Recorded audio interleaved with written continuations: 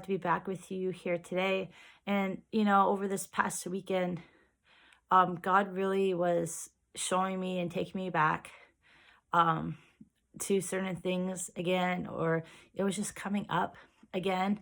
And so I really wanted to share some stuff with you, about the storms in life. And, we will face many storms in our life.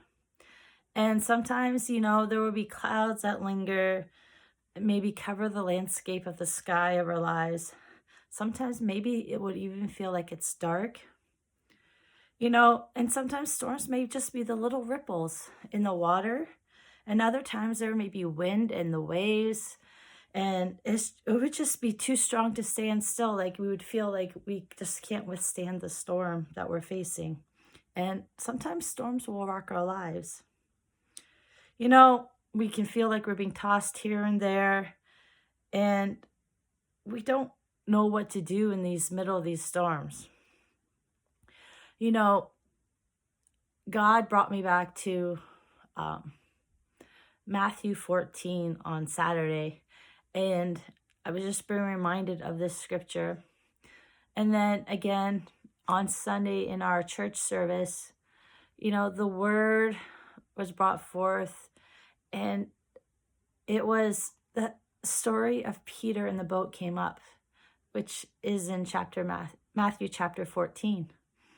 And I was just reminded again that whatever we are facing in this life, whatever is happening around us, that we need to fix our eyes on Jesus.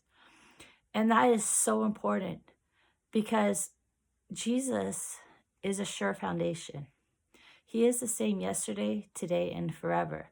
He doesn't change. He is and will always be the same. And whether we're going through a storm in life or we're skipping through a field of wildflowers, he is always there.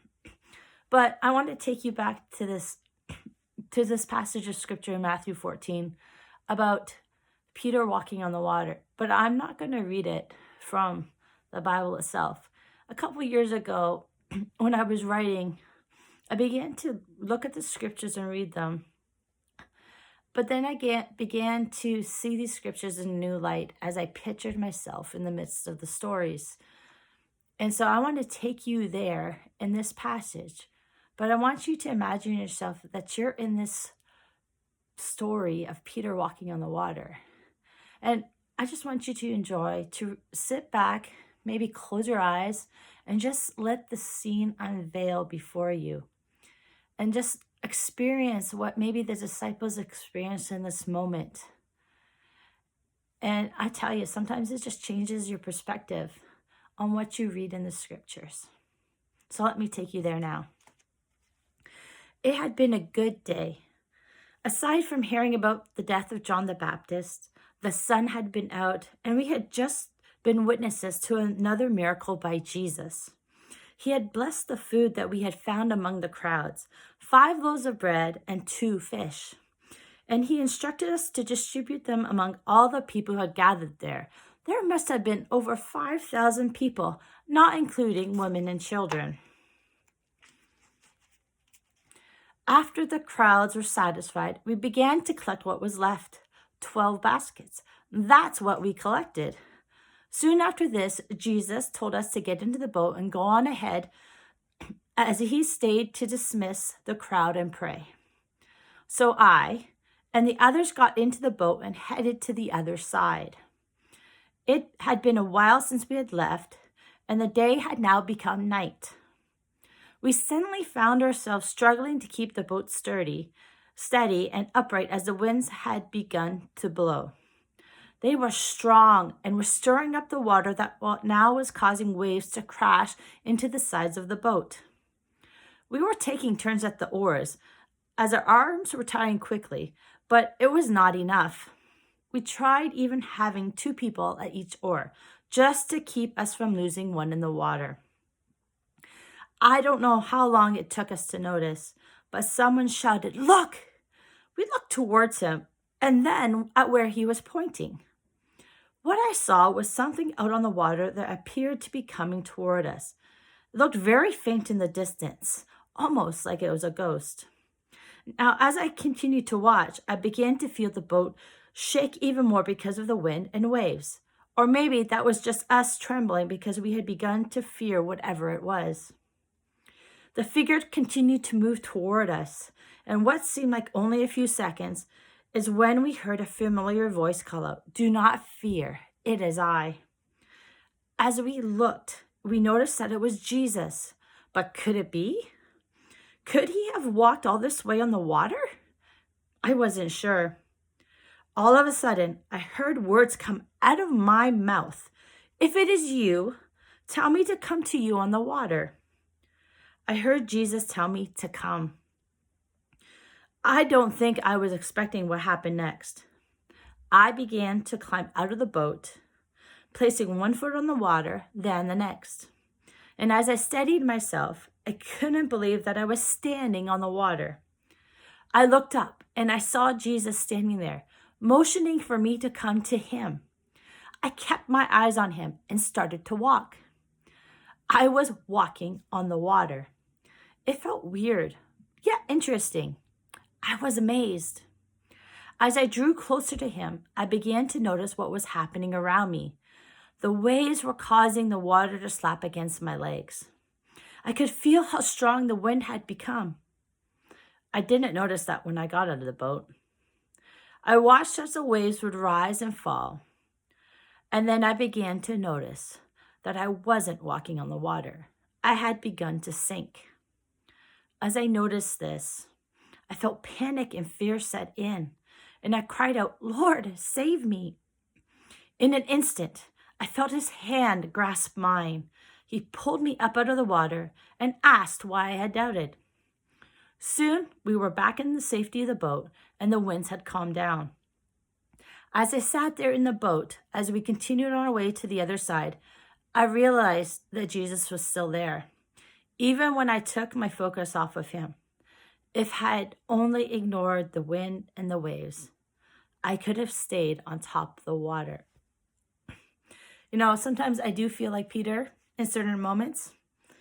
I can be bold and confident like he was. I can take that step out of the boat.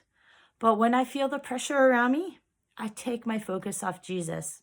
The words people say, the looks that I get, even like words that are written. And I find myself beginning to sink, beginning to become anxious and afraid, fearful, frustrated. Like I begin to cower back, to take a step back. And sometimes I call out for somebody to save me. Anyone. But you know what? Jesus is always there. And he has always been there. All I have to do is reach out to him. Reach out my hands and allow him to take hold of me once again. In John chapter 16, verse 33, that it says that the peace, that which is in him, in Jesus, will be in us. It will give us great confidence as we rest in him. And, we're not promised that everything is going to be, smooth sailing. In the same passage, it says, "For in this world, we will experience trouble and sorrows, but we must be courageous because Jesus has already overcome the world." I have not had a moment, where everything has been, going smoothly. I mean, I've had lots of those moments, but I've definitely had storms come my way. But in and through them all, I've learned that I need to trust him and to keep my focus on him. Because you know what I couldn't see in the storm, and most of the time for me, this is true, is that in these storms, God is drawing me back to himself or drawing me closer to him. He's trying to get my attention. And most often than not, that works. In these storms is where I realize that nothing matters unless I have Jesus, and that my focus needs to be on him. He needs to be the center of my life. He needs to be number one. And sometimes I forget that, and I have forgotten that. He needs to be all that I am. He needs to be the one where I turn to when I find myself lost, confused, and surrounded by the storms of life. So let me encourage you that in your storms, that you don't take your focus off of him. I encourage you to draw to him, read his word, put on worship music, sing praises to him, because he is and will always be there for you, even when we sometimes begin to sink. I pray that you have a blessed week.